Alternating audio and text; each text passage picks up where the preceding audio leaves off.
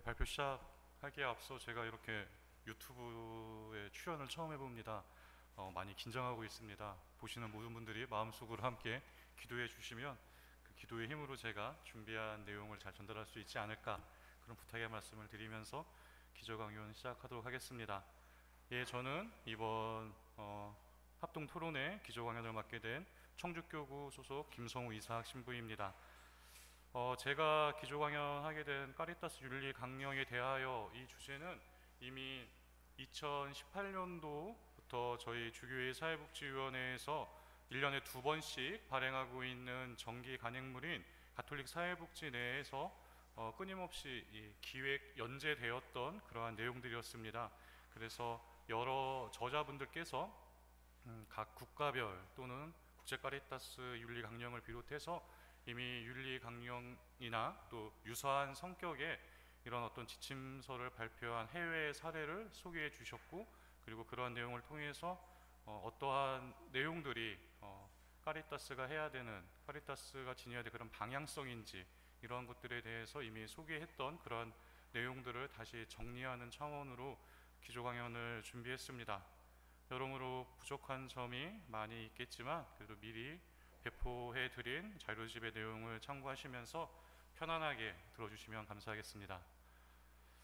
예, 제가 먼저 본격적인 기조 강연을 하기 전에 몇몇 시설에, 우리가 흔히 사회복지 시설에서 말을 하고 있는 미션 비전 체계도를 조금 보여드릴까 합니다. 그냥 편안하게 보시면 좋겠습니다. 우리가 흔히 사회복지 시설 홈페이지에 들어가면 첫 화면에 잘 나오는 그런 미션과 비전에 대한 그런 체계도입니다. 또 다른 시설의 미션 비전 체계도입니다. 이렇게 간단하게 소개를 하는 그런 기관도 있습니다.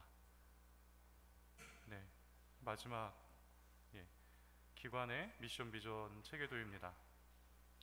여러분들은 지금 짧은 시간 동안에 4군데의 시설에 분야도 다르고 지역도 조금씩 차이가 있는 그런 사회복지 시설의 미션 비전 체계도를 보셨습니다. 여러분들이 보신 시설 중에는 가톨릭 산하 시설도 있고 비가톨릭 사회복지 시설도 있습니다. 그런데 여러분들이 보신 미션 비전 중에서 어떤 것이 가톨릭 산하 시설의 미션 비전인지, 말을 바꿔서 교회의 조직적인 사랑 섬김을 위한 까리타스 시설이고 어떤 시설이 비까리타스 시설인지 이 미션 비전을 통해서 구분이 가십니까? 제가 드리고자 하는 말씀은 이러한 미션 비전 안에 예를 들어서 예수 그리스도의 구원 사업, 삼위일체 하느님, 하느님의 백성, 이와 같은 직접적인 교회의 용어나 신학적인 용어를 넣어야 된다는 것을 말씀드리는 것이 결코 아닙니다. 하지만 우리가 까리타스 시설이 가지고 있는 그 미션 비전을 볼 때 우리 까리타스스러운, 우리 한국 까리타스스러운 그런 미션과 비전을 개별 시설이 만든다는 것이 과연 불가능한 일일까요? 이런 질문을 한번 던져보고 싶습니다. 한국 사회복지 기관 시설들은 2000년도 초중반부터 미션 비전 만들기 작업을 참으로 열심히 했습니다. 하지만 미션 비전을 만드는 과정 안에서 미션과 비전이 무엇인지에 대한 그런 어떤 개념 정의와 이를 바탕으로 어떻게 이것을 우리 기관의 어떤 독창적인 언어로 표현할 것인가, 이러한 것에 좀 집중된 그런 에너지를 쓰지 않았나 하는 저의 개인적인 그런 의견이 있습니다. 미션과 비전이라는 것은 분명한 기관의 자기 인식에서부터 출발해야 됩니다. 우리가 무엇을 해야 되는 기관이고 그것을 어떻게 실현해야 될 것인가에 대한 방향을 설정해주는 중요한 작업이 바로 미션 비전 만들기일 것입니다. 이러한 작업을 하기 위해서 분명한 자기 인식, 즉 기관의 정체성이라는 것이 필요합니다. 그렇다면 우리 까리타스 법인과 까리타스 산하 시설들이 지녀야 될 정체성은 무엇일까요? 우리는 이러한 마크를 쓰고 있는 우리 까리타스 시설들은 어디에 뿌리를 두고 어디에 근거를 두고 우리의 미션과 비전을 수립하고 구체적인 사업 안에서 이러한 미션과 비전을 반영하고 또한 기관 내에서 이루어지고 많은 슈퍼비전의 기준으로 이러한 미션과 비전, 핵심 가치와 행동 약속 등을 수행할 수 있겠습니까? 교회는 카리타스 시설이 펼치고 있는 사랑의 섬김의 활동을 교회의 가장 깊은 본질적인 임무 중의 하나로 소개하고 있습니다. 우리의 활동은 사회복지 활동의 수준에 머무는 것이 아니라 교회의 본질적 부분으로 일반 사회복지와는 차별되는 모습, 다른 말로 바꾼다면 우리들의 고유성이 요구되고 있습니다. 이러한 차원에서 카리타스 윤리 강령에 대한 중요성은 분명히 드러납니다. 우리가 흔히 사회복지 영역 안에서 윤리 강령이라고 하면 지금 보시는 이 정의처럼 어떠한 단체가 직업상 지켜야 할 기본적인 윤리 덕목이나 가치, 권고 등을 제시해 놓은 것을 윤리 강령이라고 합니다. 사회복지 현장에서는 사회복지사가 갖춰야 될 근본 원칙과 사업을 수행하는 과정에서 적용될 수 있는 그러한 내용들로 구성되어 있습니다. 또한 우리는 사회복지 윤리 강령을 통해서 사회복지의 전문성을 확보해주는 그러한 가치 체계를 인식할 수 있습니다. 여기에서 우리가 사회복지 현장에서 많이 사용하고 있는 단어 가치에 대해서 한번 생각해 보았으면 합니다. 우리가 현장에서 참으로 자주 쓰는 단어인데 여러분들은 이 가치라는 단어를 어떻게 이해하고 있습니까? 특히 사회복지 현장에서 이 가치라는 단어가 주는 함의가 무엇이겠습니까? 사회복지 학자인 펌플러 같은 경우에는 사회복지 현장에서의 가치란 개인이나 사회 집단이 선택한 선호적인 행동의 공식화다, 이렇게 정의를 내렸습니다. 고드는 가치란 사회복지 현장에서 선호하다라는 그런 의미를 지닌 것으로 이해를 한다고 설명하였습니다. 결국 사회복지 영역 안에서 가치라는 것은 선호라는 뜻과 함께 이해할 수 있는 것이고, 우리가 이러한 가치를 통해서 그 기관의, 그 조직의 정체성을 확립하는 과정이, 그 과정의 출발이 우리가 어떠한 가치를 인식하고 있느냐에서부터 출발된다고 말씀드릴 수 있겠습니다. 핵심 가치라는 것은 지금 각 기관마다 또 각 조직마다 가지고 있는 그러한 언어적인 표현입니다. 근데 이러한 가치는 하나의 판단의 기준이 되고 행동의 기준이 되고 평가의 기준이 되고 서비스의 기준이 된다고 말씀드릴 수 있습니다. 그리고 이러한 기준을 통해서 우리들이 표현되어지는 구체적인 행동의 원인으로까지 이 가치의 기능적인 의미를 가지고 있을 것입니다. 우리가 어떠한 가치를 추구하느냐에 따라서 우리가 하고 있는, 또 우리가 선택하고 있는 그런 내용들이 달라질 것이고, 그것을 통해서 보다 분명한 우리들만의 어떤 고유한 모습, 우리들의 정체성이 드러나게 될 것입니다. 이러한 설명은 저의 개인적인 설명이 아니라 사회성 발달 이론으로 유명한 에릭슨의 정체성 이론에서 그 근거를 가지고 있습니다. 에릭슨에 의하면 정체성이라는 것은 통일성과 지속성이 가져다주는 부분이다 라고 설명을 합니다. 즉 어떠한 존재가 꾸준하게 통일성을 갖고 이례적이 아니라 지속적으로 반복하는 그러한 행동을 타인이 인정해 줄 때 그것이 하나의 정체성이 된다 라고 설명을 하고 있습니다. 독일의 사회학자인 헤르크는 에릭슨의 이러한 내용을 토대로 해서, 그렇다면 기관의 정체성이란, 어떤 조직의 정체성이란 무엇이냐?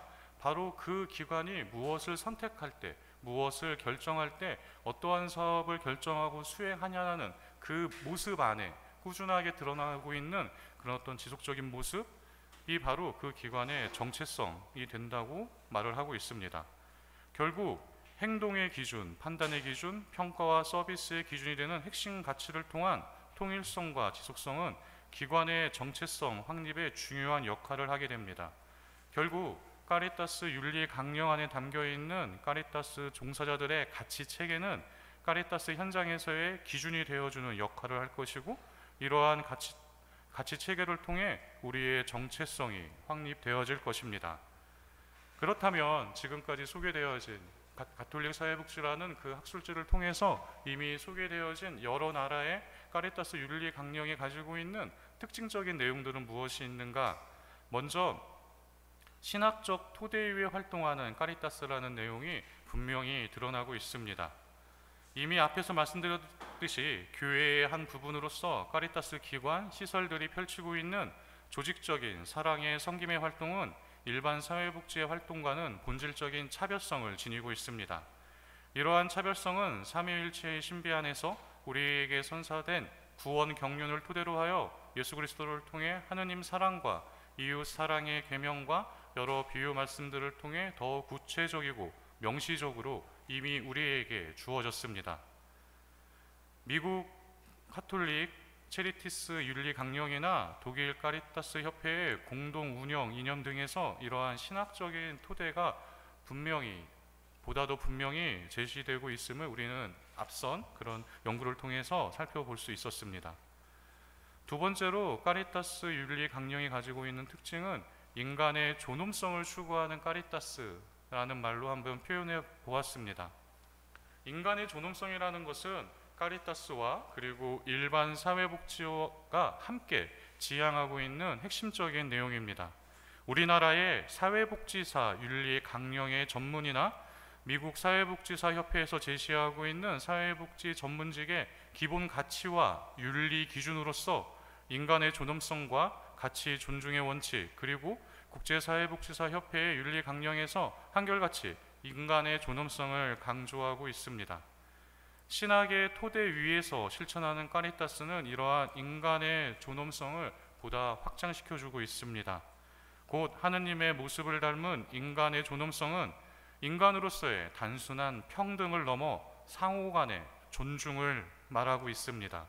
특히 국제 카리타스의 윤리 강령에서는 세계적 관점에서 인간의 존엄성과 통합적인 인간 개발과 존엄성을 보장받지 못한 이들과의 연대와 관련된 내용들이 윤리 강령 안에 두드러지게 나타나고 있습니다. 이는 국제 구호 사업 영역에서 활발히 활동하고 있는 국제 카리타스 기관의 특징이 잘 방영된 것으로 보여집니다. 세 번째로 카리타스 윤리 강령이 가지고 있는 특징으로는 가톨릭 교회의 사회 교리 원리들과 밀접한 관련을 보이고 있는 카리타스의 특징이 드러나고 있습니다. 우리가 잘 알고 있는 것처럼 카리타스는 인간의 존엄성과 연대성, 공동성, 보조성이라는 가톨릭 사회교리의 핵심적인 가르침들을 계속 반영하고 있습니다. 이러한 사회교리의 원리들은 서로 독립적으로 어떠한 의미를 준다기보다는 인간의 존엄성을 중심으로 놓고 상호간의 밀접한 연관성을 가지고 있습니다. 사회복지 현장에서 우리가 카리타스를 실천하는 현장에서 이러한 사회교리 원리들은 중요한 판단의 기준으로, 말을 바꿔서 중요한 핵심 가치로서의 그 기능을 발휘할 수 있을 것이며, 이미 여러 윤리강령을 통해서 이러한 사회교리적인 내용들, 사회교리에서 말을 하고 있는 이러한 중요한 주요 원리들이 카리타스 실천에 반영되어야 된다는 것을 강조하고 있습니다. 마지막으로 카리타스 윤리강령을 통해서 카리타스라는 이 조직의 이중적인 특징이 드러나고 있습니다. 가톨릭 사회복지 또는 교회의 한 본질인 사랑의 섬김을 수행하고 있는 카리타스는 단지 교회 내의 기관이 아닙니다. 민간사회복지의 주축이 되는 카리타스이고 동시에 교회의 한 부분인 카리타스가 되기도 합니다. 말을 바꾼다면 그 나라 안에서, 그 지역 안에서 민간사회복지의 한 영역을 차지하고 있는 사회복지 법인이자 동시에 교회의 본질적인 사명을 수행하고 있는 교회의 기관인 것입니다. 바로 이러한 것은 우리가 카리타스 시설을 어떻게 인식해야 되느냐, 자기 인식과 관련된 부분입니다. 어느 한 단편적인 모습을 강조하는 것이 아니라 우리가 가지고 있는 이러한 이중적인 특징을 우리는 현장에서 지혜롭게 인식하고 있어야 되는 것입니다. 또한 이러한 것은 민간사회복지 영역으로서의 카리타스는 시대가 요구하는 전문성 확보를 요구하고 있고, 또 교회의 한 부분인 카리타스는 교황 베네딕토 16세께서 말씀하고 계신 것처럼 마음의 양성을 통한 인간애를 지니고자 하는 그러한 노력들을 기울여야 될 것입니다. 바로 이러한 것들이 카리타스 시설들의 자기 인식과 종사자들의 역량 강화의 두 방향성을 분명히 제시해주고 있는 것으로 여겨지고 있습니다.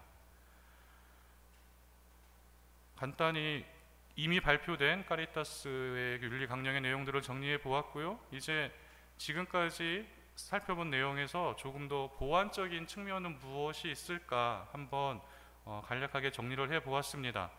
시대의 흐름 안에서 윤리 강령은 끊임없이 새로운 어떤 개정을 요구받고 있습니다. 이것은 교회 내든 교회 외적이든 모두 마찬가지라고 생각합니다.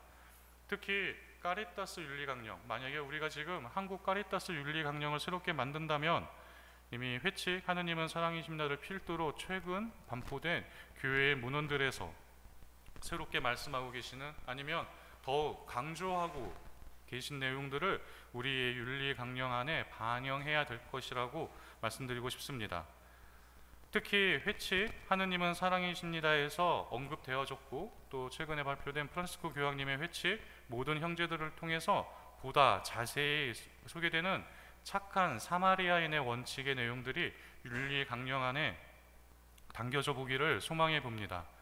루카복음에 나오는 착한 사마리아인 이야기는 우리가 카리타스 현장에 있는 종사자들에게 큰 도움을 줄 수 있으며, 또한 우리들의 고유한 사랑 섬김의 활동의 모습을 제시해 줄 수 있는 중요한 원칙이라고 생각되어집니다. 착한 사마리아인의 원칙, 여기에서 우리가 함께 생각할 수 있는 그러한 내용들이 새롭게 만들어질 윤리 강령 안에 포함되어져야 되지 않을까, 이러한 말씀을 한번 드려봅니다.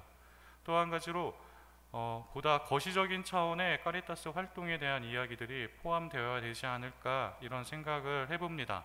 자칫 윤리 강령이 너무 미시적인 차원에서만 머문다면 착한 사회복지사 만들기, 착한 카리타스 시설 종사자 만들기에 그칠 수 있습니다. 하지만 이미 제2차 바티칸 공의회 평신도 교령 8항에서 말하고 있는 것처럼 우리의 사랑의 섬김의 활동은 지역적인 차원, 미시적인 차원에서만 끝나는 것이 아니라 이렇게 부조리한 현상들이 나오고 사회적인 약자들이 나올 수밖에 없는 그 근본적인 원인까지도 우리가 함께 다뤄야 된다고 말을 하고 있습니다. 이것은 일반 사회복지 영역 안에서 사회복지사들의 자기 인식이 미시적인 차원에서의 그런 어떤 전문가로서의 활동에서 그치는 것이 아니라 사회적 약자들을 위한 변호인의 활동까지 보다 더 거시적인 차원으로 사회복지사의 자기 인식을 하는 것과 같은 맥락이라고 이해할 수 있겠습니다. 우리가 단순히 우리가 만나고 있는 클라이언트에게 최선을 다하는 그런 미시적인 차원에서의 뿐만이 아니라 거시적 차원에서 사회 정의의 실현과 사회적 부조리의 상황을 해결하고자 근본적인 원인의 접근을 시도하는 그러한 지향점들을 윤리 강령 안에 포함해야 되지 않을까, 이러한 말씀을 드려보고 싶습니다. 이러한 내용은 이미 베네딕토 16세 교황님의 회칙 진리 안의 사랑 2항에서도 함께 다루고 있는 내용이기도 합니다. 카리타스 윤리 강령은 우리가 오랜 시간 고민해온 가톨릭 사회복지 정체성 확립을 위한 첫 번째 작업이 아닌가 싶습니다. 카리타스 윤리 강령을 통해 다양한 곳에서 다양한 분들에게 하느님의 사랑을 증거하고 있는 교회 내의 수많은 사회복지 시설들의 미션 비전의 토대가 마련되고 현장에서 일하고 있는 종사자분들의 방향을 제시해 줄 수 있을 것이라 생각되어집니다. 이미 현장에서부터 시작되어지고 있는 필요성은 충분히 대두되고 있습니다. 이제 우리가 용기를 함께 내어보면 어떨까 싶습니다. 감사합니다.